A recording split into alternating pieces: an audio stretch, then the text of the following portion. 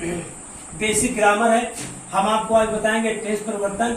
एक टेंस से आप 12 के 12 टेंस में कैसे परिवर्तन कर सकते हो। अगर आप एक टेंस को 12 टेंस में परिवर्तित कर सकते हो तो आपको active, passive, direct, indirect, transformation, synthesis और जितने भी ट्रांसलेशन है, चाहे वो इंग्लिश टू हिंदी, चाहे हिंदी टू इंग्लिश हो, अगर आप टेंस परिवर्तन आपको आ गया तो आपको ग्रामर का 50% आपको नॉलेज में आ गया। एक टेंस लिखते हैं, उस टेंस का प्रयोग बताएंगे कहाँ होता है। जैसे मैंने आपने लिखा I write a letter, I write a letter, जैसे मैंने लिखा बेसिक ग्रामर है, जनरल इंग्लिश में ये आते हैं। आई राइट ए लेटर लिखा तो ये जानेंगे कौन सा टेंस है। तो टेंस को पहचानने के लिए सहायक क्रिया, अगर सहायक क्रिया नहीं होती तो वर्ब देखना पड़ेगा। तो आई राइट लेटर में कोई सहायक क्रिया नहीं है। अब यहाँ देखेंगे कौन सा टेंस है, तो यहाँ पे वर्ब की फर्स्ट पार्ट का प्रयोग हुआ है। अब वर्ब की फर्स्ट पार्ट का जहाँ प्रयोग होता है वो परफेक्ट इंडिफिनिट टेंस होता है। 12 टेंस में 2 टेंस ऐसे हैं जिसमें सहायक क्रिया का प्रयोग नहीं होता है। एक परफेक्ट इंडिफिनिट टेंस है, दूसरा पास्ट इंडिफिनिट टेंस है। परफेक्ट इंडिफिनिट टेंस में वर्ब की फर्स्ट पार्ट का प्रयोग होता है और पास्ट इंडिफिनिट टेंस में वर्ब की सेकंड पार्ट का प्रयोग होता है। बाकी 10 टेंस में सहायक क्रिया का प्रयोग होता है। उस 10 टेंस को आप बड़ी आसानी से समझ सकते हो। ज्यादातर क्लास 10 के बच्चे जो होते हैं ये भूल जाते हैं। ये क्लास 10 का बहुत ही इंपॉर्टेंट चैप्टर है। इसमें टेंस परिवर्तन भी आता है, अफर्मेटिव को नेगेटिव में भी आता है, नेगेटिव को इंट्रोगेटिव में आता है। तो हम आपको बताएंगे टेंस परिवर्तन, फिर कभी अगले वीडियो में बताएंगे कि अफर्मेटिव को नेगेटिव में कैसे बदलते हैं, अफर्मेटिव को इंट्रोगेटिव में कैसे बदलते हैं, अफर्मेटिव को एक्सक्लेमेटरी सेंटेंस में कैसे बदलते हैं, अफर्मेटिव सेंटेंस को ऑप्टेटिव में कैसे बदलते हैं। तो मैंने लिखा है राइट लेटर। अब इसको चेंज करना है पास्ट इंडिफिनिट टेंस में।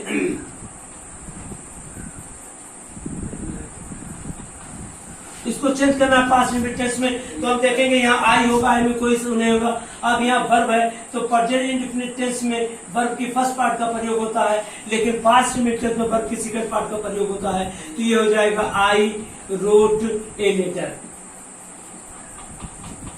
यानी इसमें चेंज क्या हुआ, इसमें वर्ब की फर्स्ट पार्ट आई, इसमें वर्ब की सेकंड पार्ट आ गई। तो प्रेजेंट इंडिफिनिट टेंस में ये है, ये पास्ट में हो गया।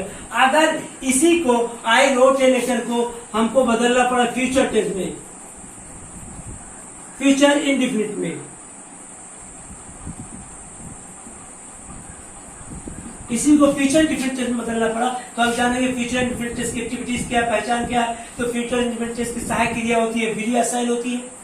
तो जाहिर सी बात है, तो यहाँ पे हम लिख देंगे आई लिख देंगे। और फ्यूचर इंडिफिनिट टेंस की पहचान क्या है, वर्ब की फर्स्ट पार्ट का प्रयोग होता है। तो आई और बी के साथ सेल का प्रयोग होता है। तो हम यहाँ पे लिख देंगे आई सेल, यानी आई के साथ सेल का प्रयोग, और वर्ब की फर्स्ट पार्ट होती है। तो ये हो जाएगा आई सेल राइट ए लेटर। एकदम इजी समझते हुए चलो। अगर हमें इसे आई सेल राइट ए लेटर को प्रेजेंट कंटीन्यूअस टेंस में बदलना पड़ा, प्रेजेंट कंटीन्यूअस टेंस में बदलना पड़ा, प्रेजेंट कंटीन्यूअस टेंस में बदलना पड़ा, तो अब जानेंगे प्रेजेंट कंटीन्यूअस टेंस की पहचान क्या है। रहा है, रही है, रहे हैं, हाउ टू लर्न इंग्लिश में पढ़ा रहे हैं। फिर इसकी सहायक क्रिया इज एम आर होती है, 3 सहायक क्रिया है। तो आई के साथ किसका प्रयोग होता है, एम का प्रयोग होता है। तो हो जाएगा आई एम। और प्रेजेंट कंटीन्यूअस टेंस की पहचान है, वर्ब में आईएनजी का प्रयोग होता है। I am writing a letter, I am writing a letter. ये आई राइट ए लेटर को मैंने बदला फ्यूचर इंडिफिनिट टेंस में, आई रोट ए लेटर हो गया।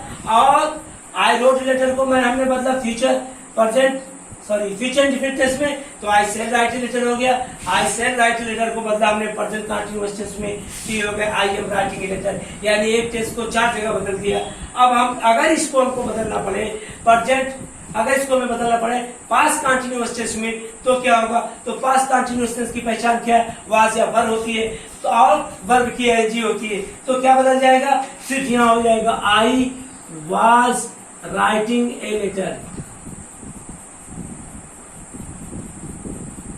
ये हो गया पास्ट कंटीन्यूअस टेंस।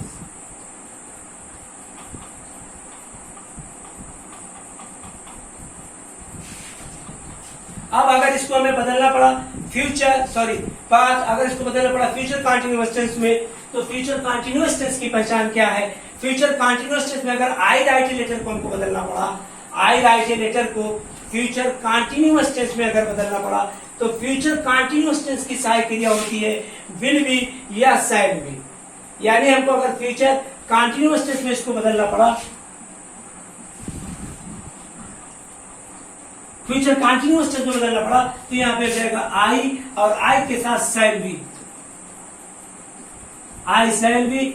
और राइट का थर्ड फॉर्म क्या, सॉरी राइट, इसमें भी कंटिन्यूअस टेंस है, प्रेजेंट कंटिन्यूअस टेंस, तो आईएनजी का प्रयोग हो जाएगा I shall be writing a letter. अगर हमको इसी फ्यूचर कंटिन्यूअस टेंस को फ्यूचर कंटिन्यूअस पास्ट का अगर इसको हमको बदलना पड़ा, परफेक्ट टेंस में बदलना पड़ा, अगर हमको प्रेजेंट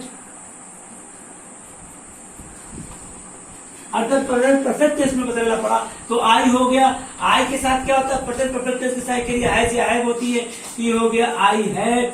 और यहां पे क्या होगा, वर्ब की थर्ड फॉर्म होगी I have retain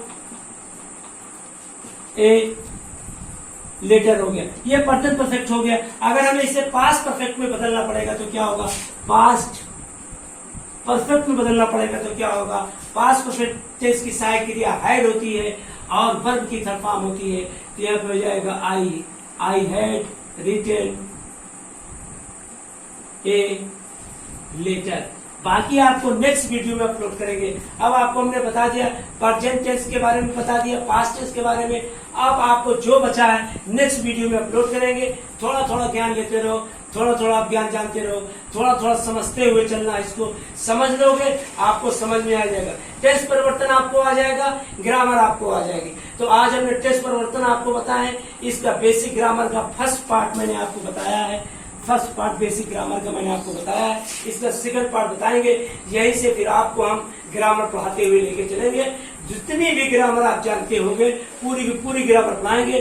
that's all my dear student. बस।